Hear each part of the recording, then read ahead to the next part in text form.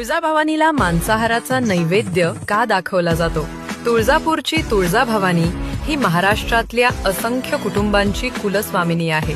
तुळजाभवानी आईची पूजा झाल्यानंतर वंशज प्रतिनिधी आणि करवीर संस्थानाकडून नैवेद्य दाखवला जातो. नैवेद्य दाखवल्यानंतर तुळजाभवानीला मांसाहारी नैवेद्य दाखवण्याची परंपरा आहे. महिषासूर नावाच्या राक्षसांपासून देवी देवतांची सुटका व्हावी म्हणून ब्रह्मा, विष्णू आणि महेश यांनी मिळून तेजाचा अतिप्रचंड अग्नी संपत निर्माण केला आणि या प्रचंड तेजाच्या रूपाने तुळजाभवानी देवी साकार झाली. महिषासुराशी युद्ध करून जेव्हा त्याचा वध होणार होता तेव्हा देवीला शरण जाऊन आपल्या दोन्ही इच्छा देवी समोर मांडल्या.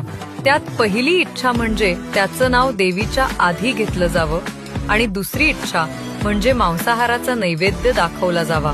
म्हणूनच देवीचं नाव हे महिषासूर मर्दिनी अस घेतलं जात आणि दुसऱ्या इच्छेप्रमाणे दसऱ्याला मांसाहाराचा नैवेद्य हा देवीच्या पायाशी असलेल्या महिषासूर नावाच्या राक्षसाला दाखवतात.